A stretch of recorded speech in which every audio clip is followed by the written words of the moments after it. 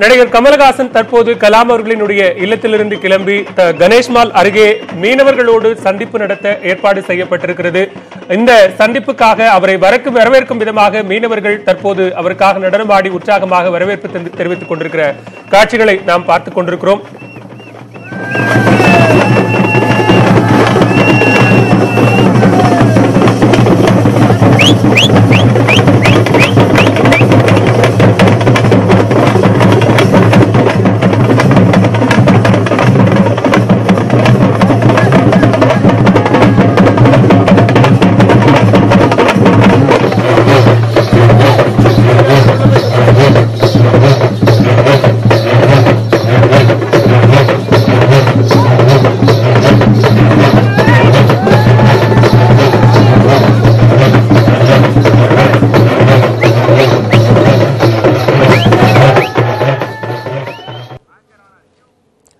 பாரம்பரிய கலை நிகழ்ச்சிகளோடு நடிகர் கமலஹாசனுக்கு வரவேற்பு தெரிவித்துக் கொண்டிருக்கிறார்கள் மீனவர்கள். இன்னும் சற்று நேரத்தில் மீனவர்களோடு கணேஷ்மால் அருகே நடிகர் கமலஹாசன் சந்தித்து உரையாற்ற இருக்கிறார். கலாம் அவர்களினுடைய இல்லத்தில் சந்திப்பு நடைபெற்ற பிறகாக ட்விட்டரில் பதிவொன்றிட்டிருக்கிறார் நடிகர் கமலஹாசன். பிரமிப்பூட்டும் எளிமையை கண்டேன்.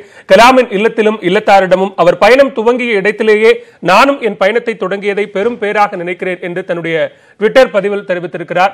தொடர்ந்து அங்கு கணேஷ்மாலில் நடைபெற இருக்கக்கூடிய சந்திப்பு குறித்து எமது செய்தியாளர் வேல்முருகன் கூடுதல் தகவல்களை காத்திருக்கிறார். வேல்முருகன், நீங்க தொடரலாம்.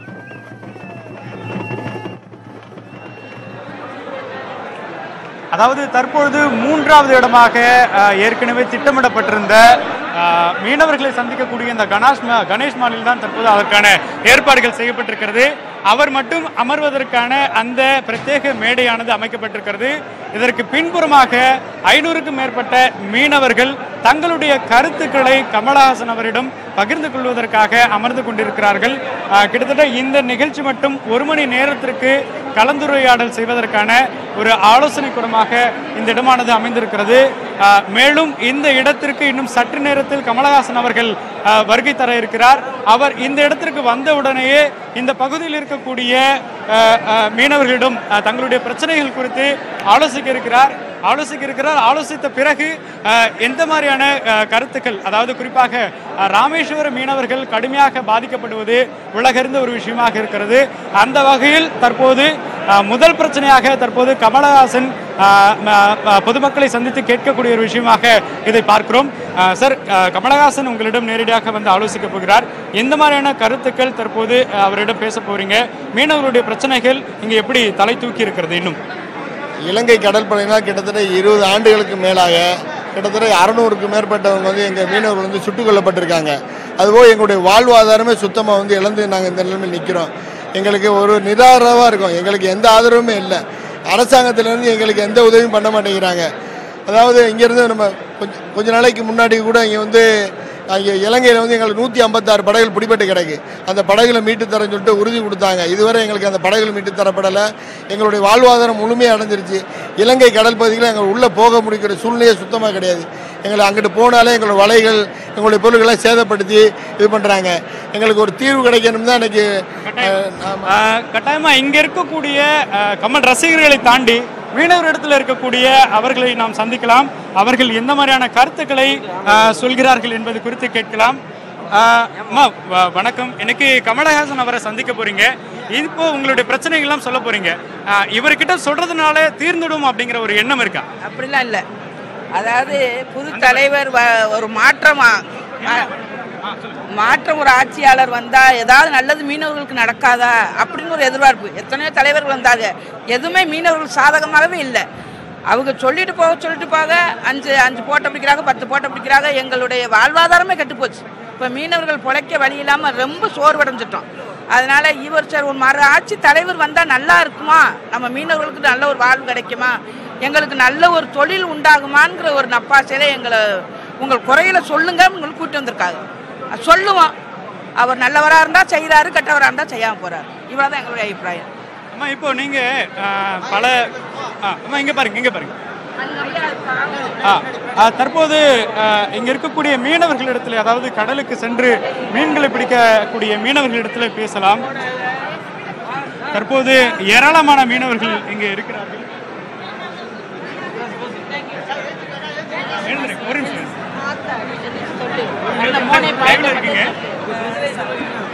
கமலஹாசன் அவரிடத்துல நீங்க என்ன மாதிரியான கருத்துக்களை சொல்ல போறீங்க? மீனவர்களிடத்துல இப்பொழுதும் நிலவக்கூடிய பிரச்சனைகள் என்ன சார்? இப்போ எங்களுக்கு பிரச்சனையை மீன் வளாகம் பாதிக்கப்பட்டிருக்கு. மீனவர்கள் பாதிக்கப்பட்டு இருக்கிறனால எங்களுக்கு தொழில் நலவடைஞ்சு போய்கிட்டே இருக்கு. டெய்லி பிரச்சனைகள்லாம் இருக்குது. எங்களுடைய வாழ்வாதாரத்தினால நாங்கள் ரொம்ப தொழிலடைஞ்சு போயிருக்கோம்.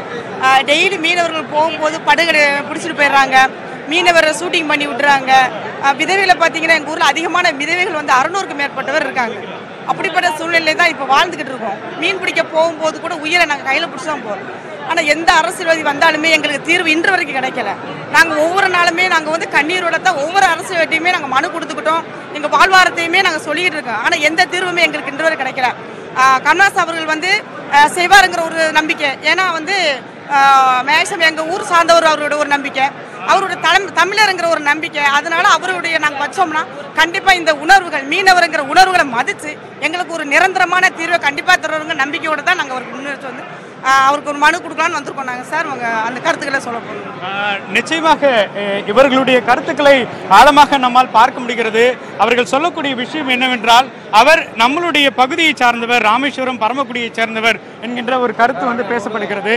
அது மட்டும் இல்லாமல் எங்களுடைய கருத்துக்களை ஒரு தமிழர் என்ற அடிப்படையில் அவரால் அணுக முடியும் என்கின்ற ஒரு பேச்சை சொல்லியிருக்கிறாங்க. அது மட்டும் இல்லாமல் இங்கே இருக்கக்கூடிய கடலில் செல்லக்கூடிய மீனவர்கள் இடம் பேசலாம்.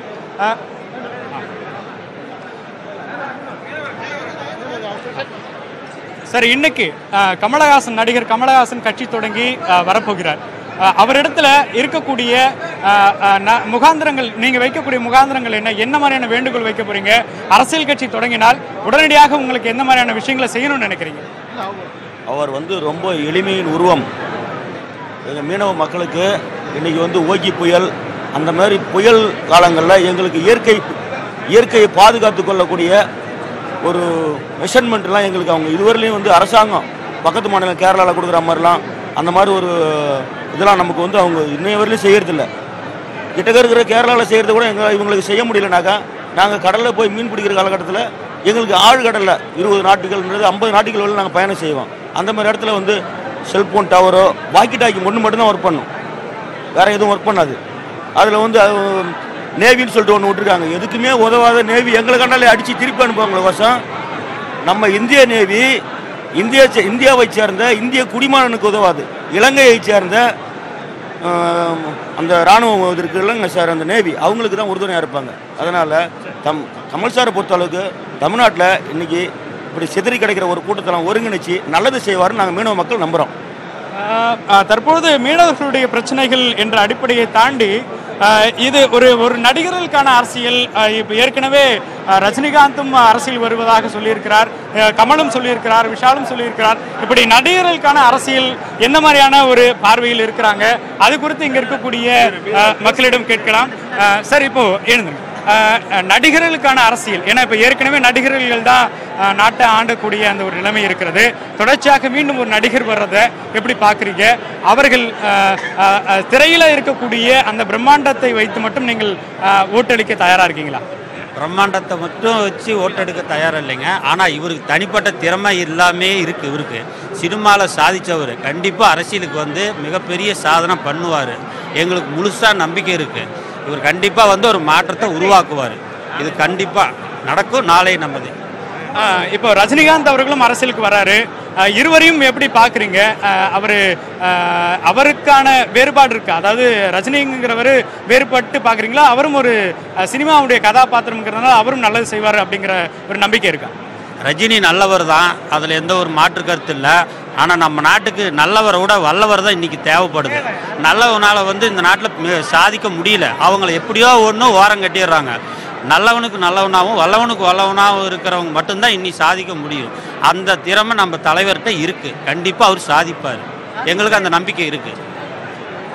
பலவேல் நீங்கள் கேட்கலாம். இங்கே பல்வேறு கருத்துக்கள் நிலவுகிறது. அது மட்டும் இல்லாமல் இங்கே இருக்கக்கூடிய மீனவர்களுடைய பிரச்சனைகளை எப்படி கமலஹாசன் வேறு தீர்வுகள் கொண்டு தீர்க்க போகிறாரா என்கின்ற ஒரு கேள்வியோடு தான் இங்கே இருக்கக்கூடிய மீனவர்களும் காத்திருக்கிறார்கள். பலவேல்.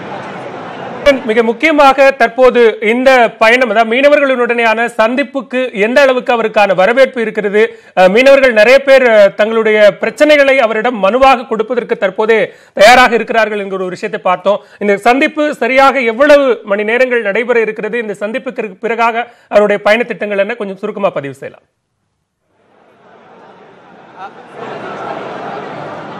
அதாவது தற்போது அவர் உணவருந்துவதற்காக அயாட்குடைய ஹோட்டலுக்கு சென்று இருக்கிறார். இன்னும் அது ஒரு கிலோமீட்டர் தொலைவில் தான் இருக்கிறது. இன்னும் சற்று நேரத்தில் அங்கிருந்து புறப்பட்டு இந்த பகுதிக்கு தான் வருகிறார். கிட்டத்தட்ட 1 மணி நேரத்திற்கு மேலாக இந்த இடத்தில் ஒரு கலந்தாய்வானது நடைபெற இருக்கிறது. ஆனால் அவருடைய நேரமின்மை காரணமாக இந்த கலந்துரையாடலை குறுகிய நேரமாக மாற்றுவதற்கான வாய்ப்புகள் இருக்கிறது. அந்த அடிப்படையில் தற்போது இந்த நேரம் எவ்வளவு நேரமாக கலந்தாரப் போகிறார் என்பது பொறுத்துதான் பார்க்க வேண்டும். இன்னும் சற்று நேரத்தில் கமலஹாசன் இந்த இடத்திற்கு வந்து மக்களை சந்திக்க போகிறார். முதல் பிரச்சனையாக ராமேஸ்வரம் மீனவர்களுடைய பிரச்சனைகள் குறித்து பேச இருக்கிறார் பாலவி. நன்றி வேல்முருகன், உங்களுடைய தற்போதைய தகவல்களுக்கு நன்றி. தொடர்ந்து இணைப்பில் இருங்கள். மேலதிக தகவல்களுக்கு மீண்டும் உங்களை தொடர்பு கொள்கிறோம். நடிகர் கமலஹாசனுடைய நாளை நமதே என்கிற இந்த அரசியல் பயணம் குறித்த உடனுக்குடனான நிகழ்வுகளை நியூஸ் 18 தமிழ்நாடு தொலைக்காட்சி களத்திலிருந்தும் அரங்கிலிருந்தும் பதிவு செய்து கொண்டிருக்கிறது. அந்த வகையில் இந்த அமர்வில் நம்மோடு இணைகிறார் நடிகை குட்டி பத்மினி அவர்கள். வணக்கம் மேடம். நடிகர் கமலஹாசனுடைய அரசியல் பயணம், இதுவரைக்கும் நேற்று வரைக்கும் நடிகராக அறியப்பட்டவர், இன்னும் முதல் அரசியல்வாதியாக அறியப்படுகிறார். திரைத்துறையில் இருந்து நடிகர்கள் அரசியலுக்கு வருவது என்பது இதுவரைக்கும் தமிழகத்தில் நிகழ்ந்து கொண்டிருக்கிற ஒரு சாதாரண நிகழ்வுதான் என்று சொன்னாலும், இந்த காலகட்டத்தில் தற்போதைய சூழலில் நடிகர் கமலஹாசனுடைய அரசியல் வரவு என்பது எப்படி பார்க்கப்படக்கூடிய ஒன்றா இருக்கிறது? கண்டிப்பா வரவேற்கலாம். ஏன்னா நல்ல ஒரு நாலேஜ் உள்ள ஒரு பர்சன்.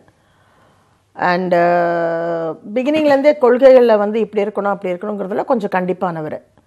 ஆனால் பெரிய மாற்றத்தை கொண்டு விட முடியுமா அப்படின்னு பார்த்தா, இன்னைக்கு இருக்கிற இந்த சீர்திருத்தம், அதாவது ஊழல் அடிமட்டத்திலேருந்து இருக்குது. ஸோ அதை மனிதனால் மாற்றப்பட்டால் மட்டுமே எந்த ஒரு முன்னேற்றத்தையும் நாம் பார்க்க முடியும். திரைத்துறையில இருக்கக்கூடிய நபர்களுக்கான வெளிப்புற கவர்ச்சி என்பது, நடிகர்கள் அப்படிங்கிற ஒரு ஐடென்டிட்டி என்பது, அது கமலஹாசன் அவர்களுக்கு கூடுதலா இருக்கிறது. உலகநாயகன் என்கிற மிகப்பெரிய ஒரு அடையாளம், ஒரு ஆளுமையாக திரையுலகில் ஒரு சகலகலா வல்லவனாக பார்க்கப்படுகிற ஒரு நபர் அரசியல் களத்தில் வருகிற போது, அதுவும் நேரடி அரசியலுக்கு வருகிற போது, தேர்தல் அரசியலுக்கு வருகிற போது அது எல்லாமே வாக்குகளாக மாறுமா? இன்னைக்கு அவர் அரசியலுக்கு வராருன்னு உடனே இருக்கக்கூடிய சக அரசியல் கட்சியை சேர்ந்த தலைவர்கள்லாம் என்ன சொல்றாங்கன்னா, நடிகர் கமலஹாசன் இன்னொரு மிகப்பெரிய நடிகரோடு சேர்ந்து தேர்தலில் போட்டியிட்டா கூட ஒரு 10% வாக்கு கூட அவரால் வாங்க முடியாது அப்படிங்கிறது தான் விமர்சனமாக இருக்கிறது. எப்படி பார்க்குறீங்க? ஓரளவுக்கு கரெக்டு தான். ஏன்னா இப்போ நம்ம எல்லாருமே பார்த்தோம் ஆர்கே நகர் எலெக்ஷனை. கடைசியில் ஜெயிச்சது யாருன்னு நம்ம எல்லாருக்குமே தெரியும். அதனால இந்த நாட்டில் இப்போ ஜாதி ஓட்டுங்கிறது ரொம்ப அதிகமாயிடுச்சு. அந்த அரசியல் அதிகமாக இருக்குது. ஸோ ஜாதிக்கு தான் நிறைய ஓட்டு போடுறாங்க. ஸோ அப்படி ஜாதி வாரியாக பிரித்து இதெல்லாம் இல்லை, அவர் வரட்டும் அப்படின்னு நினச்சி ஓட்டு போடுவாங்களா அப்படிங்கிறது ஒரு சந்தேகத்துக்கு உரிய ஒரு விஷயமா இருக்குது. ஆனால் இப்போ ஒரு கமல் மாதிரி ஒருவர், நான் ஒரு ஊழலற்றவன், நான் மக்களுக்காக வரேன் அப்படின்னு சொல்லியிருக்கும் போது வாய்ப்புகள் 50-50 டெஃபினட்டாக இருக்குது. இந்த 50-50 அப்படிங்கிறத மக்கள், அதாவது அவரை சார்ந்திருக்கக்கூடிய ரசிகர்கள், இப்போ உதாரணத்துக்கு நம்ம மீனவர்களிடம் நம்ம செய்தியாளர் வேல்முருகன் நடத்திய கலந்துரையாடல் அப்போ பார்த்தோம், எங்களுடைய பிரச்சனைகள் நிறைய இருக்கிறது. சமீபத்தில் ஒக்கி புயல்ல பாதிக்கப்பட்டதிலிருந்து மீனவர்களினுடைய கண்ணீர் என்பது ஒரு தொடர்கதை, பல ஆண்டுகளாக நீடித்துக் கொண்டிருக்கிற ஒரு தொடர்கதை. ஆட்சியாளர்களால் எத்தனையோ ஆட்சியாளர்கள் மாறி இருக்கிறார்கள், எத்தனையோ காலங்கள் தாண்டியும் நீடித்துக் கொண்டிருக்கிற ஒரு பிரச்சனையை மனுவாக கொண்டு போய் நாங்க நடிகர் கமலஹாசனிடம், அதுவும் இன்றைக்கே அரசியல் கட்சி தொடங்க இருக்கிற ஒரு நபரிடம் கொடுக்க போறோம், அவர் நல்லவரா இருந்தா எங்க பிரச்சனைகளை தீர்த்து வைப்பார் அப்படிங்கிற அந்த நம்பிக்கை குரல் ஒன்னு இருக்கு இல்லையா? அது அந்த 50-50க்கு சரியா வருமா, ஒத்து வருமா? வரதுக்கு வாய்ப்பு இருக்குங்க. இப்ப நான் சென்னை புழல்ல ரெகுலரா நான் ப்ரீச் பண்றேன்.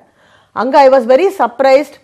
59 வருஷமா ஆயுள் தண்டனை தாண்டவங்களாம் உள்ள இருக்காங்க. ஸோ அவங்கள வெறும் ஒரு ஹோம் செக்ரட்டரி சிக்னேச்சர் பண்ணியிருந்தாங்கன்னா சட்டப்படி எல்லாருமே ஓகே, ரிலீஸ் ஆகலாம். ஆனால் அது பண்ணுறதுக்கு கூட நம்ம நாட்டில் அந்த ஃபைலுக்கு ஒரு இம்பார்ட்டன்ஸ் கொடுக்காம இருந்தாங்க. நான் 1 வருஷமாக முயற்சி பண்ணி, என்னுடைய முயற்சினால வரல, சட்டப்பிரகாரம் கரெக்டாக இருக்கிறதா எல்லாரும் 24ஆம் தேதி 2000 பேர் ரிலீஸ் ஆகிறாங்க. ஸோ முயற்சிங்கிறது தப்பே கிடையாது, நம்ம பண்ணணும். எல்லாமே சொந்தம் பந்தம் இல்லாமல். அதனால ஒருவேளை அவர்கிட்ட கொடுக்கறதுனால முயற்சிகள் கண்டிப்பாக அது சரியாகிறதுக்கு வாய்ப்பு இருக்குது. ஆனால் இவ்வளோ மந்திரிகள் பண்ண முடியாதது எதனாலங்கிறத யாராவது அடிமட்டத்தில் போய் பார்க்கணும். ஏன்னா மனுவை எல்லாருமே வாங்கிக்கிட்டு இருக்காங்க. பிரதமர்ல இருந்து பொன் ராதாகிருஷ்ணன்ல இருந்து அவர் அந்த ஏரியால தான் ஜெயிச்சு வந்தாரு. ஸோ எல்லாருமே அந்த மனுக்களை வாங்கிட்டு தான் இருக்காங்க. ஆனால் ஏன் செய்ய முடியலங்கிறத ஒரு அடிமட்டத்தில் போய் பார்த்தா தான் தெரியும். இது ஏன் செய்ய முடியல அப்படிங்கிற கேள்வி நம்ம ஏற்கனவே விவாதிச்சா அல்லது இன்னும் நிறைய பல தளங்களில் விவாதிக்கப்படக்கூடிய ஒன்றாக இருந்தாலும் ஒரு இருபெரும் அரசியல் ஆளுமைகளினுடைய இல்லாமை, அவர்களுடைய இல்லாமை காரணமாக நடிகர் ரஜினிகாந்தோ, நடிகர் கமல்ஹாசனோ, நடிகர் விஷால் அவர்களோ அரசியலுக்கு வரலாம். இந்த மாதிரியான ஒரு சூழ்நிலை தற்போது இருக்கக்கூடிய இந்த வெற்றிடத்தை நமதாக்கிக் கொள்வதற்கான ஒரு சூழ்நிலை இப்போ ரொம்ப ஈஸியா இருக்கு. இந்த வேக்கம் ஸ்பேஸை நம்ம ஃபில் பண்ணலாம் அப்படிங்கிற அந்த எதிர்பார்ப்பு பூர்த்தியாகக்கூடிய ஒன்றா? கண்டிப்பா எல்லாருக்குமே அந்த எதிர்பார்ப்பு வந்திருக்கு. நீங்க 3 பேர் தான் சொல்லியிருக்கீங்க, இன்னும் நிறைய பேர் இருக்காங்க. ஸோ எதிர்பார்ப்பு நிறைய இருக்கு. ஃபேன் பலம் இன்னும் இவங்களை விட இன்னும் அதிகமாக உள்ள ஃபேன் பலம் உள்ள ஹீரோஸும் இருக்காங்க. ஸோ அதனால எல்லாமே நம்ம வெயிட் பண்ணி தான் பார்க்கணும். அந்த நேரம் நெருங்க வரும்பொழுது அது ரஜினி அவர்கள் வரப்போறாங்களா, கமல் வரப்போறாங்களா, இல்லை அரசியல்வாதிகள் தான் வரப்போறாங்களாங்கிறதுலாம் இட்ஸ் பிக் குவிஸ் தான் அது. தனஞ்சன், திரு பொன்ராஜ் அவர்கள் முன்வைத்த அந்த கருத்துக்கள்ல இருந்தே நான் அதனுடைய நீட்சியாகவே உங்ககிட்ட தொடர விரும்புறேன். நிறைய விஷயங்கள் சொன்னார். கொள்கை இல்லாமல் அல்லது ஒரு தெளிவான பார்வை இல்லாமல், அறிவார்ந்த சிந்தனை இல்லாமல் அதிகார மையத்திற்கு போவது என்பதோ ஒரு அரசியலுக்கு போவது என்பதோ சரியானதாக இருக்காது. அதை கிளாரிஃபை பண்ணணும் அப்படிங்கிறது அவருடைய பார்வையில் இருந்து எப்படி பார்க்குறேன்? இல்லை, கொள்கை இன்னைக்கு நான் கமல் சார் பார்த்தீங்கன்னா சொல்லியிருக்காரு, 6 மணிக்கு நான் அனௌன்ஸ் பண்ணுறேன் என்னுடைய கொள்கைகள் என்ன, என்னுடைய கட்சி என்ன, என்னுடைய கட்சியுடைய கொள்கைகள் என்னன்னு சொல்லிட்டு. எல்லாருக்கும் ஒரு கொள்கை இல்லாமல் யாருமே இங்கே வரப்போறது இல்லை. அதாவது இங்கே வரப்போகிற அரசியலுக்கு வரப்போகிற யாருமே என்னுடைய கொள்கை பணம் சம்பாதிக்கிறது சொல்ல போகிறது இல்லை. எல்லாருமே அவங்களுக்குன்னு ஒரு கொள்கை வச்சுருப்பாங்க. அந்த கொள்கை எப்படின்னா இன்னைக்கு தமிழ்நாட்டுக்கு என்ன தேவையோ அதை முன்னிறுத்தி தான் அவங்க சொல்ல போகிறாங்க. ஸோ ஆப்வியஸ்லி கொள்கை இல்லாமல் யாருமே இங்கே அரசியலுக்கு வரப்போகிறது இல்லை. இப்போ ரஜினி சார் பார்த்தீங்கன்னா கொள்கை உடனே அனௌன்ஸ் பண்ணியிருக்கார். எந்த ஆன்மீக அரசியல்னா தூய்மை எல்லாமே இருக்கணும் அப்படின்னு சொல்லிட்டு. அதாவது அதுலேயும் முக்கியமாக சொல்கிறது தன் பெற்றோர்கள் எல்லாம் பார்த்துக்கணும், நம்ம நம்மளுடைய குடும்பத்தை நல்லா பார்த்துக்கணும், நல்லது செய்யணும் நாட்டுக்குன்னு சொல்லிட்டு. ஸோ இது எல்லாமே நடக்கும். இன்னைக்கு பொன்ராஜனுடைய ஒரே வருத்தம் என்னன்னா, இந்த சினிமா இருக்கிற அரசியல்வாதிகள், சினிமா மூலமாக வர அரசியல்வாதிகளுக்கு இளைஞர்கள் மத்தியில் இருக்கிற அந்த ஒரு கிரேஸை வச்சுக்கிட்டு அவங்க அரசியலுக்கு வராங்க. அது அதே டெவலப்மெண்ட்டை முன்னிறுத்துறவங்களுக்கு அந்த அளவு கிரேஸ் இல்லைன்ற மாதிரி ஒரு பார்வை அவருடைய வாதத்தில் இருந்தது. என்னுடைய வாதம் என்னன்னா, எல்லாருக்குமே இன்னைக்கு ஒரு கிரேஸ் தேவைப்படுது. இன்னைக்கு மீடியா ஒரு கொள்கைகளை முன்னிறுத்தி வர ஒரு நல்லவருக்கு உடனே ஹைலைட் பண்ண போகிறது இல்லை. அவர் ஒரு ஏதோ ஒரு வகையில் பிரபலமான ஒரு மனிதராக இருந்தால் தான் அவங்களால ஹைலைட் பண்ண முடியும். மக்களுக்கும் இவரை பற்றி நிறைய கேள்விப்பட்டிருக்கோம். ஒரு 30 வருஷம் 40 வருஷம் ஜேர்னி அவரோட வாழ்க்கையில் அவரை பற்றி நம்ம தெரிஞ்சிருக்கோம். அவரோட வாழ்க்கை, தனிப்பட்ட வாழ்க்கை எப்படி இருந்திருக்கு, பொது வாழ்க்கை எப்படி இருந்திருக்கு, இந்த மாதிரி ஒரு கிளாரிட்டி எல்லா மக்களுக்கும் கிடைக்குது. இப்போ ரஜினி சார் இருந்தாலும் சரி, கமல் சார் இருந்தாலும் சரி, இப்போ தலைவர் இப்போ மு.க. ஸ்டாலின் அவர்களை பார்த்தாலும் சரி, இவங்களுக்கெல்லாம் நம்ம பார்த்துட்டு இருக்கோம். 40 வருஷமாக அப்சர்வ் பண்ணிட்டு வரோம். இப்போ இவங்களை முன்னிறுத்தி வரும்போது நம்மளுக்கு தெளிவான ஒரு ஐடியா கிடைக்கும். இவருக்கு இந்த பேக்ரவுண்ட், இந்த ப்ராப்ளம் இருக்கு, இவருக்கு இந்த பேக்ரவுண்ட், இந்த ப்ராப்ளம் இருக்கு, இவங்க இந்த மாதிரி ப்ளஸ் நெகட்டிவ் என்ன, இவங்களுக்கு என்ன ப்ளஸ் என்ன மைனஸ் என்ன இவங்களுக்கு கரெக்டாக தெரியும். அப்படி இருக்கும்போது அரசியல் பிரபலத்துக்கு, அரசியலில் ஜெயிக்கிறதுக்கு, அரசியலில் முன்னால் வரத்துக்கு ஒரு பிரபலத்தன்மை தேவைப்படுது. அந்த பிரபலம் சினிமாலேருந்து வந்தால் என்ன தப்பு இருக்குது? குட்டிபத்தினியம்மா கரெக்டாக சொன்னாங்க. இப்போ இவங்க 2 பேர் மட்டும் இல்லை, இன்னொரு 4 பேர் ரெடியாக இருக்காங்க. ஓகே, அதில் முக்கியமான ஒருத்தர் விரைவில் அனௌன்ஸ் பண்ண தான் போகிறாரு. அதுவும் நாங்கள் பார்த்துட்டு தான் இருக்கோம். ஸோ எல்லாருமே அந்த 2021 வெயிட் பண்ணிட்டு இருக்காங்க. என்னுடைய கணிப்பு 2019 எலெக்ஷன் வந்ததுன்னா, நீங்கள் சொல்கிற அந்த பிரபலத்தன்மை தேவைப்படுகிற ஒன்று தான். அது நம்ம நடிகர் எம்ஜிஆர் அவர்கள் அரசியலுக்கு முதலமைச்சராகி பல நீண்ட நெடிய அரசியல் பயணத்தை கண்டதிலிருந்து தமிழகம் பல வரலாற்றை அந்த மாதிரி கொண்டிருக்கிறது. நிறைய திரைத்துறையிலிருந்து வந்தவர்களினுடைய பட்டியல் நம்ம கிட்ட இருக்கு. ஆனா நான் ஏற்கனவே கேட்ட மாதிரி தற்போது ஏற்பட்டு இருக்கக்கூடிய இந்த வெற்றிடத்தை, இந்த வேக்கம் ஸ்பேஸை பயன்படுத்திக் கொள்வதற்காக தங்களுடைய பிரபலத்தன்மையை பயன்படுத்துவது என்பதும், தமிழகத்தில் இப்ப நிறைய பிரச்சனைகள் இருக்கு. பொன்ராஜ் நிறைய பிரச்சனைகளை பட்டியலிட்டார். அதை தாண்டியும் இருக்கக்கூடிய பிரச்சனை. இப்போ அங்க அந்த கணேஷ் மஹால்ல காத்து கொண்டிருக்கக்கூடிய மீனவர் பெண்ணினுடைய ஒரே ஒரு எதிர்பார்ப்பு என்னன்னா, இந்த மனுவை நான் நடிகர் கமலஹாசனிடம் கொடுக்கிறேன், இந்த இருக்கக்கூடிய பிரச்சனைகளை அவர் சரி செஞ்சா நல்லவர், செய்யலனா கெட்டவருங்கிற அந்த ஒரு எண்ண ஓட்டம் அந்த அம்மாவுடைய மனசுல பதிஞ்சிருக்கு இல்லையா? ஒரு சாதாரண சாமானிய மக்களினுடைய பார்வையில் இருந்து நடிகர் ரஜினிகாந்தையோ நடிகர் கமலஹாசனையோ நம்ம பார்க்கக்கூடிய சூழ்நிலையில் இருக்கோங்கிறது தான் நான் கேட்கிறேன். இல்ல, என்ன பொறுத்தவரை இந்த எதிர்பார்ப்பு எல்லாம் வேஸ்ட்.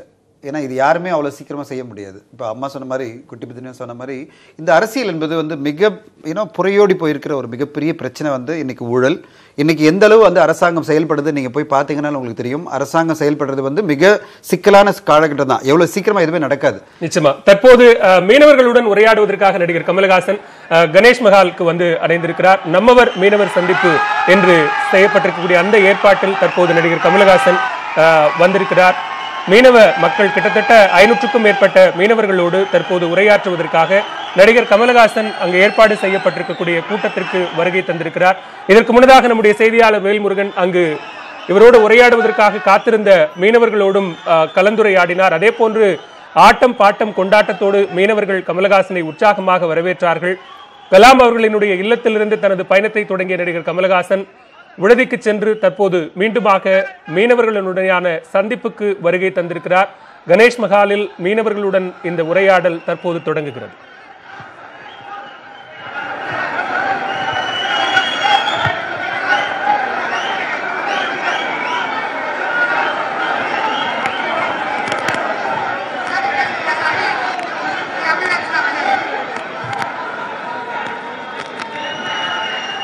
வணக்கம்.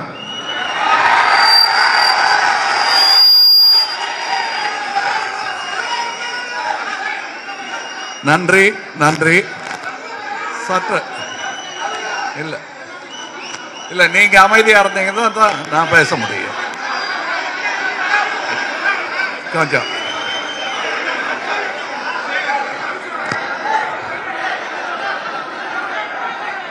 கொஞ்சம் அமைதி காத்தீர்களே, ஆனால் நான் பேசுறத அவங்களுக்கு கேட்கணும்.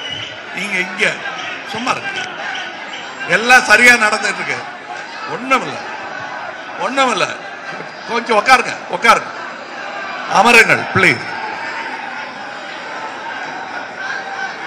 நீங்க உட்காருங்க, நான் நிக்கிறேன், தெரியும். இங்கே குழுமி இருக்கும் பத்திரிகை ஊடக நண்பர்களுக்கு ஒரு சின்ன வேண்டுகோள். இது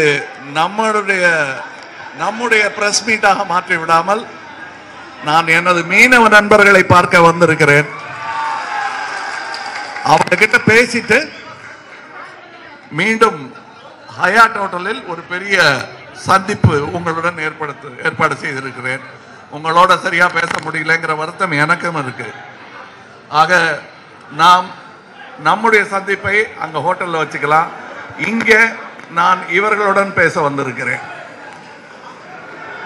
ஏன் இங்க வந்தேன்னா, கொஞ்சம் அமைதியா இருந்தீங்கன்னா நல்லா இருக்கும். நான் போர்டெல்லாம் பார்த்துட்டேன், கீழே வைங்க, உட்காந்து கேளுங்க. உங்க நோட்டீஸ் எல்லாம் பார்த்துட்டேன், ரொம்ப சந்தோஷம். கொஞ்சம் அமைதியா இருங்க.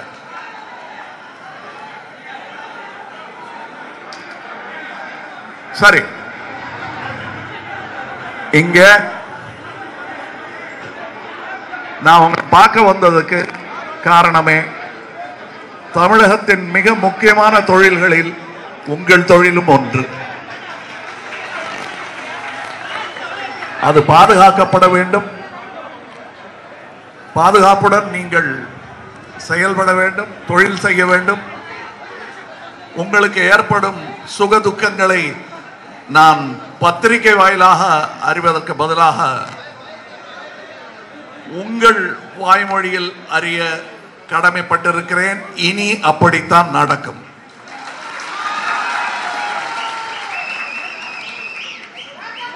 அந்த வாய்ப்பை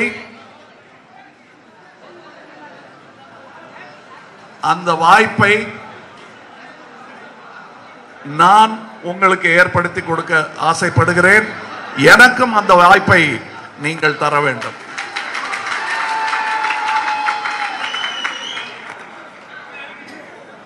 வெவ்வேறு அரசுகள் வாக்குறுதிகளை அள்ளி வீசிவிட்டு அதை ஏன் நீங்கள் நிறைவேற்றவில்லை என்று நீங்கள் கேட்கும் போது அதை திசை திருப்புவதற்காக வேறு பிரச்சனைகளை கொண்டு வந்து வைப்பது வாடிக்கையாகிவிட்டது.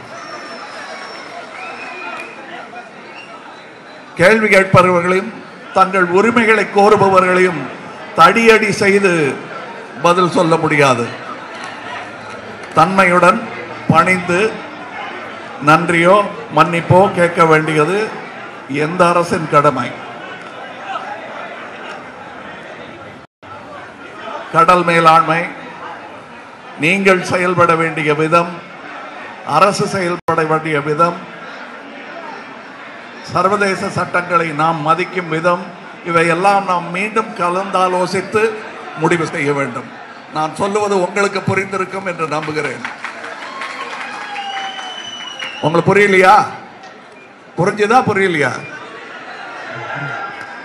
அதான் இப்படி கையாட்டும் போது புரியலன்னு சொல்றீங்களா இல்ல டாட்டா காட்டுறீங்களா தெரியல. முக்கியமா நான் கேட்கிற இந்த கேள்வி எனது மீனவ நண்பர்களுக்கு, மீனவ சகோதரர்களுக்கு நான் சொல்றது உங்களுக்கு புரிஞ்சா போதும், அப்புறம் மறுபடியும் வரேன், பேசிக்கலாம். ரொம்ப ரொம்ப ரொம்ப சந்தோஷம், ரொம்ப சந்தோஷம்.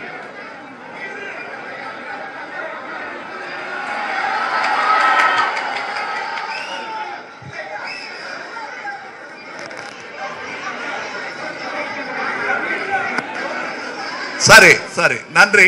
உங்களை பார்க்க வந்தேன். உங்களுக்கு செவி சாய்க்க வேண்டியது எங்கள் கடமை. இந்த பொது கட்சியின் அறிவிப்பு இன்று மாலை நிகழவிருக்கிறது.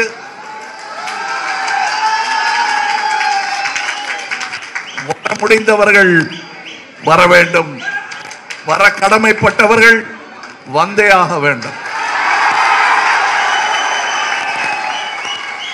நன்றி ஐயா, வணக்கம். சேகர் சேகர் சேகர் டக்குனு டக்குனு இறங்கி வாங்க. நான் மறுபடியும் வரேன், உங்க கூட கலந்துரையாடணும். அது எப்பங்கிற தேவை நம்ம பிக் பண்ணிக்கலாம். நீங்க கேள்விகளும் அறிவுரைகளும் சொன்னா நான் கேட்டுக்கொண்டு போகிறேன்.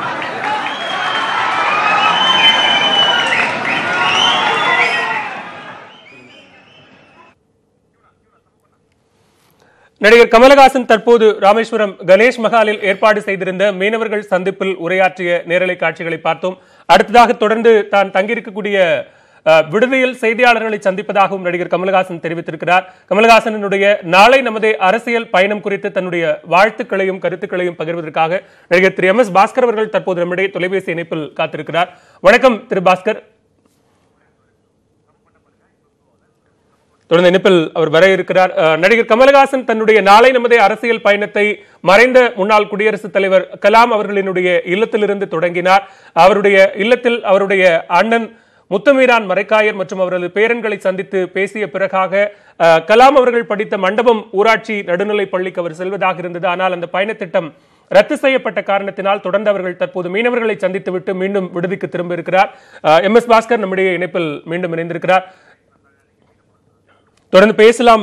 திரு பிரவீன் சார், நீங்க பேசிட்டு இருந்தீங்க, நீங்க முடிச்சிருங்க, நான் பிரவீன். ஓகே, என்னுடைய பாயிண்ட் ஆஃப் என்னன்னா, இப்போ மீனவர்கள் அவங்க என்ன சொல்லிட்டு இருந்தாங்க, எங்களுக்கு இவ்வளவு குறைகள் இருக்கு அப்படின்னு. இங்க இருக்கிற அரசாங்கம் லாஸ்ட் 20 வருஷமா இருக்கிற இந்த அரசாங்கமும் செய்ய முடியாத ஒரு விஷயத்தை ஓவர் நைட்ல யாருமே செய்ய முடியாது. ஏன்னா அரசியல் அந்த அளவு பிரச்சனைகளை சந்தித்து வருது. இது ஒரு 20 வருட காலகட்டம் தேவைப்படும் ஏதாவது மாற்றங்கள் வரணும்னா. இப்போ மத்திய அரசாங்கத்திலேயே பார்த்தீங்கன்னா 3-4 வருடங்களில் எதுவுமே மாற்றங்கள் பெருசாக கொண்டு வர முடியல இந்தியாவில். அவ்வளோ பிரச்சனைகளை சந்தித்து வருது. அதனால் இது ஒரு டைம் கன்சியூமிங் சேஞ்சஸ் தான். அதாவது ரொம்ப நாள் எடுக்கும், ரொம்ப வருஷம் எடுக்கும். அதுக்கான முன்னெடுப்பு தான் இப்போ கமல் அவர்களும் ரஜினி அவர்களும் அவங்க பார்ட்டி இப்போ ஆரம்பிச்சாங்கன்னா 10 வருடம் கழிச்சு நம்மளுக்கு ஏதாவது சேஞ்சஸ் நம்ம பார்க்க முடியும். ஸோ ஓவர் நைட்டில் பொன்ராஜ் அவர்கள் சொல்றது இந்த இளைஞர்களை முன்னிறுத்தி இவ்வளோ வேலைவாய்ப்பு உடனே வாங்கி தரணும், இதெல்லாம் இவ்வளோ ஈஸியாக நடக்காது. அதாவது அமெரிக்காலே நடக்கல. அமெரிக்காலே இவ்வளவு பெரிய மாற்றங்கள். நீங்க சொல்ற அந்த ஊழல் ஒழிப்போ, வறுமை ஒழிப்போ, வேலையில்லா திண்டாட்டத்தை சரி செய்வதோ, மீனவர்கள் பிரச்சனையை சரி செய்வதோ, விவசாயிகளினுடைய பிரச்சனைகளை சரி செய்வதோ ஒரு நீண்டகால திட்டம், ஒரு லாங் டேர்ம் விஷன் என்று சொன்னால், ஊழல் ஒழிப்பு அப்படின்னு நீங்கள் கையில் எடுத்திருக்கிற அந்த ஆயுதமும் கூட ஒரு லாங் டேர்ம்ல சரி செய்யக்கூடிய ஒன்றுதானே. அதையுமே ஓவர் நைட்ல நம்மளால சரி செஞ்சிட முடியுமா? எதுவுமே செய்ய முடியாது. சொல்ல நான் எதுவுமே செய்ய முடியாது. விலைசியா கமல் சார் பண்ணதில் ஒரு அற்புதமான விஷயம் எல்லா தலைவர்களையும் நான் அனுசரித்து போகிறேங்கிற மாதிரி எல்லாரையுமே பார்த்து ஆரம்பித்தாங்க. ஆனால் இன்றைக்கி அந்த அப்துல் கலாம் அவர்களுடைய ஸ்கூலில் அவர் போகிறத கொஞ்சம் தடுத்து நிறுத்தி இருக்கக்கூடாது.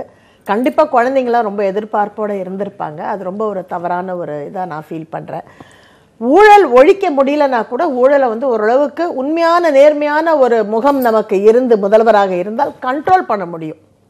அதாவது இப்போ டெல்லியில் பார்த்தீங்கன்னா அவர் மோடி அவர்கள் சரியான டைமுக்கு வராங்கன்னு எல்லாரும் ஒழுங்காக வர ஆரம்பிச்சாங்க. நல்லா டெல்லியில் தூர்தர்ஷனில் ப்ரோக்ராம் பண்ணும்போது 12 மணிக்கு வருவான், 1 மணிக்கு லஞ்சு போயிடுவான், திருப்பி 3 மணிக்கு வருவான், ஒரு வேலையும் நடக்காது. ஆனால் இன்னைக்கு 9 மணிக்கே செயல்படுது. அந்த மாதிரி வரக்கூடிய ஒரு தலைவர் ஸ்ட்ரிக்டா இருந்தாருன்னு வச்சுக்கோங்களேன். ஸோ கண்டிப்பா அது ரொம்ப ஒரு நல்ல விஷயமா, ஒரு மாற்றத்துக்கு ஒரு அறிகுறியா நமக்கு வரலாம். தொடர்ந்து பேசலாம். அதற்கு முன்னதாக நடிகர் திரு MS பாஸ்கர் அவர்கள் நம்முடைய தொலைபேசி இணைப்பில் காத்திருக்கிறார். வணக்கம் திரு பாஸ்கர், உங்களுடைய கருத்துக்களை பகிர்ந்து கொள்ளலாம். வணக்கம் வணக்கம் வணக்கம். எனக்கு நினைவு தெரிந்த நாள் முதல் எனக்கு கடவுளாக, எனக்கு அண்ணனாக, எனக்கு வழிகாட்டியாக இருப்பவர் அன்பு அண்ணன் உலகநாயகன் கமல் அவர்கள். அரசியல் கட்சி அண்ணன் அவர்கள் ஆரம்பிக்கிறார் என்றவுடன் என் மனதில் மிகப்பெரிய மகிழ்ச்சி ஏற்பட்டது. நிச்சயமாக 100% அண்ணா அவர்கள் அரசியலுக்கு தகுதியானவர். 100 அல்ல 200% கூட சொல்லலாம். சினிமாவில் அவர் கடைபிடித்த நேர்மையும் ஒழுக்கமும் அதே ஆளுமையும் அரசியலிலும் அவரிடம் இருக்கும். நிச்சயமாக மக்களால் அவர் தேர்ந்தெடுக்கப்பட்டால் நிச்சயமாக ஒரு நல்ல ஆட்சியை தருவார் என்ற நம்பிக்கை எல்லோரையும் போல் என் மனதிலும் இருக்கிறது. ஆண்டவன் அருளால் எல்லாம் நல்லபடியாக நடக்க வேண்டும் என்று அண்ணா அவர்களை வாழ்த்த எனக்கு வயதில்லை. என் மனமார்ந்த ஒரு பாராட்டுக்களையும் அவருக்கு தெரிவித்துக் கொள்கிறேன்.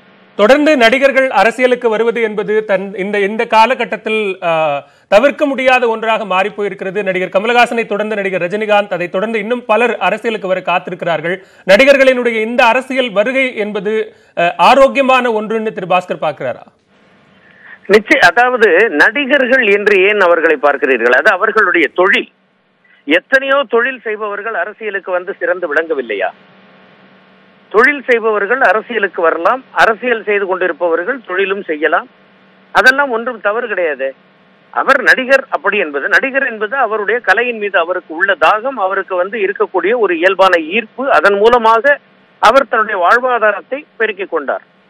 நானும் அப்படித்தான், இன்னும் பலரும் அப்படித்தான். இப்போ எவ்வளவோ பேர் அரசியலுக்கு வர்றாங்க அப்படின்னு சொல்றீங்க. இப்ப கமல் அண்ணா வந்திருக்காங்க, ரஜினி அண்ணா வரப்போறாங்கன்றீங்க. Right, okay. யாரும் இந்த தொழில் செய்பவர்கள் தான் அரசியலுக்கு வர வேண்டும் அப்படின்னு ஒரு சட்டம் ஒன்றும் இல்லையே. சட்டம் எதுவும் இல்ல திரு பாஸ்கர் அவர்கள் குறிப்பிட்டது மாதிரி எல்லா தொழில்களில் இருப்பவர்களும் அரசியலுக்கு வராங்க அப்படின்னா திரைத்துறையிலிருந்து வரும்போது அந்த செல்வாக்கு என்பது வேற மாதிரியாக இருக்கிறது. மக்கள் மத்தியில பிரபலமடைந்த ஒரு நபராக ரொம்ப மக்கள் தனிமனித வழிபாடு அப்படின்னு போற்றக்கூடிய ஒரு ஹீரோ திரையில எப்படி எல்லா விஷயத்தையும் சரி செய்து விடுகிறாரோ அந்த ஹீரோ அப்படியே நேர்ல நிஜத்துல வந்தா எல்லாத்தையும் சரி செஞ்சிருவாரு அப்படிங்கிற மாதிரியான நம்பிக்கையை மக்களிடம் விதைப்பது சரியா? இல்லை, அப்படி நம்பாதீர்கள். அப்படி நிச்சயமாக கிடையாது. நான் நல்லது செய்வேன் என்ற நம்பிக்கை எனக்கு இருக்கிறது. நிச்சயமாக நீங்கள் எல்லோரும் ஒத்துழைத்தால் என்னால் நல்லது செய்ய முடியும் அப்படின்னு தானே கமல் அண்ணா சொல்றாங்க. அவங்க வந்து நான் எல்லாத்தையும் பண்ணிடுவேன், நான் வந்து இதை பண்ணுவேன் அப்படின்லாம் வந்து அவங்க ஃபால்ஸ் ஹோப் யாருக்குமே கொடுக்கலையே. அவர்களுடைய ஒவ்வொரு பேட்டியையும் அவர்களுடைய ஒவ்வொரு கருத்துக்களையும் கூர்ந்து கவனிச்சீங்கன்னாக்க நிச்சயமா தெரியும். என்னால் மாற்றத்தை ஏற்படுத்த முடியும் என்பது அவருக்குள் இருக்கக்கூடிய ஒரு அதீத நம்பிக்கை. அந்த நம்பிக்கையை நிச்சயமாக வந்து அவர் நிறைவேற்றுவார் அப்படின்றதுதான் என்னுடைய கருத்து. நன்றி திரு எம் எஸ் பாஸ்கர். இணைப்பில் வந்து உங்களுடைய கருத்துக்களை எங்களோடு பகிர்ந்து கொண்டமைக்கு நன்றி. நடிகர் கமலஹாசன் தற்போது கணேஷ் மஹாலில் ஏற்பாடு செய்யப்பட்டிருந்த மீனவர்களுடனான சந்திப்பை முடித்துக் கொண்டு மீண்டும் தான் தங்கியிருக்கக்கூடிய ஹயாத் மஹாலுக்கு சென்றிருக்கிறார். திரு எம் எஸ் பாஸ்கர், நீங்க தொடரலாம், பேசலாம். அதாவது என்னை பொறுத்த வரைக்கும் நான் ஒரே ஒரு வார்த்தையை சொல்லிவிடுகிறேன். சினிமாவில் உலக நாயகனான என்னுடைய அண்ணா அரசியலில் அற்புத நாயகனாக வேண்டும் என்பதே என்னுடைய தனியாத ஆசை. நன்றி திரு எம் எஸ் பாஸ்கர். இணைப்பில் வந்து பகிர்ந்து கொண்டமைக்காக நன்றி. திரு பிரவீன்காந்த், மிக முக்கியமாக பேசப்பட்ட விஷயம் நீங்க தொடங்கின ஒரு புள்ளி கொள்கை அப்படிங்கிற விஷயத்துல இருந்து நம்ம ஆரம்பிச்சோம். இன்று மாலை கமலஹாசன் அறிவிக்க போகிறார் என்று சொன்னாலும் நான் ஏற்கனவே கேட்ட மாதிரி அந்த ஒற்றை புள்ளியில் இருந்து எல்லாத்தையும் சரி செஞ்சிட முடியும் அப்படிங்கிற அந்த பார்வை, நீங்க கொள்கை வேண்டாம், அந்த பிரபலத்தன்மையே போதும், அந்த ஐடென்டிட்டியே போதும், அந்த திறமைகளே போதும் அப்படின்னு சொல்றீங்க. அந்த திறமைகளுக்கான வாய்க்கால் என்ன, அது எந்த பாத்துல வந்து அவங்க பயணிக்க போறாங்க அப்படிங்கிறது தான் கொள்கை அப்படிங்கிற அந்த வரையறைக்குள்ள நம்ம கொண்டு வரோம். இல்லை, நீங்கள் தப்பாக புரிஞ்சுக்கிட்டீங்க. நான் கொள்கை வேண்டான்னு சொல்ல. இது வரைக்கும் கொள்கை சொன்னவங்க யாரும் அந்த கொள்கையை கடைப்பிடிக்கல. ஏன் கடைப்பிடிக்கலன்னு அவனும் போய் சட்டையும் பிடிக்கல. எப்படி சார் சட்டையை பிடிக்க முடியும்? நீங்க பவர்ல உட்கார்ந்திருக்கீங்க, எப்படி பிடிக்க முடியும்? சட்டையை பிடிச்சிருக்கணும். அப்போ நான் அந்த கொள்கையை வரவேற்பேன். நீங்கள் பேருக்கு எலெக்ஷனுக்கு முன்னாடி நாங்கள் இதெல்லாம் பண்ண மாட்டோங்கிறீங்க. நல்லா யோசிச்சு பாருங்க. வைகோ அவர்கள் கட்சியை விட்டு வெளியே வந்தார், 20 வருஷமாக தனி கொள்கையோடு இருந்தார். இன்னைக்கு பார்த்தா ஸ்டாலினை முதல்வராக்கிறது தான் என்னோட கொள்கைங்கிறாரு. என்னது இது? எங்கே மாறுச்சு? எப்படி மாறுச்சு? அப்போது இங்கே எதுவுமே கொள்கை யாரும் பின்பற்றுவதில்லைன்னு சொல்ல வரேனே தவிர கொள்கை வேண்டும், அது நான் வேணான்னு சொல்ல. அந்த கொள்கையே குறியா இருக்காதீங்கன்ற. நீங்கள் எப்போ பார்த்தாலும் உன் கொள்கை என்ன, உன் கொள்கை என்னன்னா, கொள்கையோடு வந்தவங்கலாம் நீங்கள் கேட்டிங்களா? கேள்வி மீடியாஸு கேட்டிங்களா? ஏன் ரஜினிகாந்தை மட்டும் கமலஹாசனையும் உன் கொள்கை என்ன, உன் கொள்கை என்னன்னு கேட்குறீங்க? அவர் சரி கொள்கை சொல்லிட்டாருன்னா போதுமா உங்களுக்கு? அந்த ஸ்டேட்மெண்ட் போதுமா? முதல்ல இவர் தகுதியானவரா? நான் ரஜினிகாந்த் அவர்களை எந்த ஆங்கிளில் பார்க்குறேன்னா, முதலில் அவர் ரொம்ப அவருடைய புகழுக்கும் அவருக்கு இறைவன் தந்திருக்கிற அந்த மிகப்பெரிய வாய்ப்புக்கும் வசதிக்கும் மிக மிக எளிமையாக யாரை கண்டாலும், இப்போ ஒன்றும் இல்லை, கமலஹாசன் வீட்டுக்கு வந்துட்டு போகும்போது கூட காரை திறந்து விடுறாரு. இன்றைய இளைஞர்கள் மத்தியில் அது ரொம்ப பரபரப்பா பேசப்படுது. இல்ல நான் இந்த எல்லாத்தையும் ஒத்துக்கிறேன். இல்ல பிரவீன்காந்த் அவர்களுடைய வாதங்களை நான் ஏற்றுக்கொள்கிறேன். திறமையானவர் கமலஹாசன் இல்ல நீங்க சொல்ற அந்த திறமை இருந்தா போதும் அப்படிங்கிற அந்த ஒரு விஷயமே கூட இவர் திறமையானவர், பல மொழிகளை கற்றறிந்தவர், அவர் துறையில் அவர் வல்லுநராக இருக்கக்கூடியவர் அப்படிங்கிறது மட்டுமே போதுமானதாக போதுமா? இல்ல படிப்பறிவே இல்லாத காமராஜர் போன்றவர்கள் எல்லாம் கிங் மேக்கர் அப்படிங்கிற ஒரு பட்டத்தோட தமிழக அரசியல் வரலாற்றில் இடம் பிடித்தவர்களாக இருக்கிறார்கள். அவர்களுக்கும் சில கொள்கைகள் இருந்தது. அவர் சார்ந்த கட்சியினுடைய கொள்கைகளை தான் பயணிக்கக்கூடிய பாதையாக அவர்கள் எடுத்துக்கொண்டார்கள். அந்த மாதிரியான கொள்கை அப்படிங்கிறது அது நீங்க வேணா ஒரு பேருக்கு வேணா கொள்கைன்னு வச்சுக்கோங்க. தான் இந்த பாதையில் தான் பயணிக்க போகிறேன், ஊழல் ஒழிப்பு, கிராமியமே தேசியம் அப்படிங்கிற மாதிரியான என்னுடைய பாதை என்ன, இந்த ரூட்ல தான் நான் போக போறேங்கிறத நீங்க கிளாரிஃபை பண்ணுங்க. ஈவினிங் திரு கமலஹாசன் அவர்கள் அறிவிக்கிறார் கொள்கை. எனக்கு நான் அதை கேட்க தயாராகவே இல்லை. எனக்கு பிராக்டிக்கலா நீங்க என்ன பண்ண போறீங்க? இப்போ ஒன்றும் இல்லை, அந்த மேடம் பேசினாங்க, ஒரு லேடி பேசினாங்க. என்ன பேசினாங்க? எனக்கு கமலஹாசன் ஏதாவது செஞ்சிட மாட்டாரா, இவராவது செய்ய மாட்டாரா? எவ்வளவு பெரிய பெயின் பாருங்க. இவராவது செஞ்சிட மாட்டாரா? இதற்காக செய்வதற்காகவே ஒரு அமைச்சர் உட்கார்ந்திருக்காரு, அதற்காக ஒரு நிர்வாகம் செயல்பட்டுக்கிட்டு இருக்கு. யாரும் செய்யல. நேத்து ஒரு ஆதார் அட்டை கொடுக்கறதுக்கு 300 ரூபாய் கொடுத்தாதான் அந்த ஆதார் அட்டையை கொடுப்பேங்கிறாங்க. என்னது இது? நீங்க ஆதார் தான் பேஸ் ஆதாரம்ங்கறீங்க. ஆனா அந்த ஆதாரத்துக்கே நீங்க பணம் கேட்டுட்டீங்க. இங்க ஒரு 150 கட்டி அங்க ஒரு 150 கட்டி அலையுது. 2 நாள் இது இன்னைக்கு நேத்து நடந்த பிரச்சனையா? இந்த ஊழல் அப்படிங்கிற பிரச்சனையோ முறைகேடுங்கிற பிரச்சனையோ காலம் காலமாக இருந்து கொண்டிருக்கக்கூடிய ஒரு பிரச்சனை. இதை சரி செஞ்சிட முடியுமா? ஊழல் ஒழிப்புங்கிற ஒரே ஒரு ஆயுதத்தை கையில் எடுப்பதன் மூலமாக இதை சரி செஞ்சிட முடியுமா அப்படிங்கறத முடியாது. தமிழ்நாட்டுக்கு விமோசனம் இல்ல. அதான் இப்போ இவ்வளவு நெகட்டிவானா? இல்ல விமோசனம் இல்ல சார். இல்ல சார் சாரி. என்னன்னா நீங்க கேட்ட கேள்விக்கு கமலஹாசன் அவர்களின் தொடக்கம் எதுவாக இருக்க வேண்டும் என்றால் வழக்கமான ஒரு அறிவிப்பு படம் பூஜை போட்ட மாதிரி இன்னைக்கு இருந்துடக்கூடாது. இருந்தாருன்னா நாங்களும் எதிர்ப்போம். நான் வேற ஒன்று எதிர்பார்க்கிறேன் கமல் கிட்ட. ஏன்னா நல்ல புத்திசாலி கமலஹாசன். காமராஜ் எப்படி படிக்காத மேதையோ அதே மாதிரி கமலஹாசன் என்பவர் பள்ளி படிப்பு படிக்கவில்லை என்றாலும் உலக நாலேஜ் ஒய்டர். நீங்க எந்த டாபிக் பேசினாலும் பேசுவார். அவ்வளவு ஒய்டர் நாலேஜ் உள்ளவர். இன்னைக்கு மீனவர்கிட்ட போயிட்டு இதை ஒரு சீனா மாற்றக்கூடாது. அவர் அந்த மக்களுடைய மிகப்பெரிய தேவை என்ன, கஷ்டம் என்னன்னா 150 போட்டை பிடிச்சி வச்சிருக்காங்கன்னா அந்த 150 குடும்பத்தோட வாழ்வாதாரம் என்னன்றத இந்த அரசாங்கம் இதுவரைக்கும் கவனிக்கல. நிச்சயமாக கமலஹாசன் மாதிரி ஒரு பர்சனாலிட்டி அவராலே அவரும் ரஜினிகாந்த் இந்த இடத்துல ஒன்று சேர்ந்து இங்க இருந்து ஸ்டார்ட் பண்ண அவங்க புள்ளிய 2 பேரும் இணையணும். இதை சேவையாவே எடுத்து பண்ணட்டும். அவங்க ஒண்ணுமே பண்ண வேண்டாம் சார். ரஜினிகாந்தும் கமலஹாசனும் சேர்ந்து இந்த மீனவ பிரச்சனை பல காலமாக இருந்து கொண்டிருக்கிற இந்த மீனவ பிரச்சனைக்கு மோடியை சந்தித்தார்கள். இலங்கை பிரதமரையும் இலங்கை அதிபரையும் சந்தித்து இதற்கு ஒரு தீர்வு வேண்டும் என்று இருவரும் போய் கேட்டாங்கன்னா இதற்கு ஒரு தீர்வு கிடைக்கும். ஏன்னா பர்சனாலிட்டி திருப்பி சொல்றேன், சீமானால முடியாது. சீமா இங்கே தமிழ் பேசி சுத்திட்டு இருப்பாரு, வேலைக்கு ஆகாது. இங்க நீங்க போகணும்னா உங்களுக்கு வேணும். பிரபாகரன் என்பவரை உலக தலைவராக மாற்ற வேண்டியவர்களை இவர்கள் சேர்ந்து தமிழ் தலைவராக மாற்றி விட்டாங்க. உலக தலைவன் அவர். விவாதிக்க வேண்டிய ஒரு விஷயம் தான். பேசலாம். நடிகர் கமலஹாசன் அவர்கள் இன்றைக்கு நாளை தன்னுடைய அரசியல் பயணத்தை தொடங்கி இருக்கிறார். முதலாவதாக முன்னாள் குடியரசுத் தலைவர், மறைந்த குடியரசுத் தலைவர் அப்துல் கலாம் இல்லத்திலிருந்து தனது பயணத்தை தொடங்கியவர். அவருடைய இல்லத்தில் அவருடைய சகோதரர் முத்து மீரானிடம் பேச்சுவார்த்தை சந்தித்து பேசி இருக்கிறார். முத்து மீரான் அவர்களிடம் நம்முடைய செய்தியாளர் சாரதியா நடத்திய கலந்துரையாடலை தற்போது பார்க்கலாம். தமிழக வாசனை பேசிக்கொண்டு என்னுடைய ஆசீர்வாதம் கிடைச்சி நீங்கள் அதற்கான சகல காரியங்களையும் வெற்றி மேல் வெற்றி பெற்று மிகப்போல் வெற்றி வாழ்வார்கள். ராமநாதபுரம் மாவட்டத்தைச் சேர்ந்த பரமக்குடியிலிருந்து வந்தவர். 2வது தத்த கலாம் மீது மிகுந்த மரியாதையும் பற்றும் கொண்டவர். ஸோ அவங்க என்னென்னா இந்த கலாம் அவர்களுடைய பின்பற்றி சில விஷயங்களை செய்யக்கூடிய சூழ்நிலையில் அவர்கள் சொல்லியிருக்கிறார்கள். ஸோ இந்த அவருடைய சகோதரர் ஏபிஜே மரைக்கார் அவர்களை சந்தித்து ஆசி பெற்றார். மேலும் தத்த கலாம் அவருடைய வாழ்க்கை வரலாற்றை பற்றிய ஒரு கேலரி ஒன்று இங்கே ஃபர்ஸ்ட் ஃப்ளோரில் இருக்குது. அதாவது ராமேஸ்வரத்திலேருந்து ராஷ்டிரபதி பவன் வரைக்கும் அவர்கள் ட்ராவல் பண்ணது, இஸ்ரோவில் ஒர்க் பண்ணது, டிஆர்டிஓவில் ஒர்க் பண்ணது, பிரசிடெண்ட்டாக இருந்தபோது பண்ண விஷயங்களை பார்வையிட்டார். மேலும் இங்கே பல்வேறு மாநிலங்களிலிருந்து பல்வேறு தலைவர்கள் தத்த கலாம் அவருடைய எல்டர் பிரதர் ஏபிஜே மரைக்கார் அவர்களை சந்தித்து சென்றிருக்கிறார்கள், இன்னமும் வந்து கொண்டு இருக்கிறார்கள். ஸோ அந்த வழியில் திரு கமலஹாசன் அவர்கள் இந்த தத்த கலாம் அவர்களுடைய சகோதரரை சந்தித்து ஆசி பெற்று சென்றார். நம்ம வீட்டில் ஆசீர்வாதம் வாங்கியிருக்காரு. வந்து நல்லா இருக்கீங்களா அப்படின்னு எல்லாரும் கேட்குற கேள்வியை கேட்டார். இங்கே வந்து அவரை நாங்கள் நேரில் பார்க்குறது இது ஃபஸ்ட் டைம்.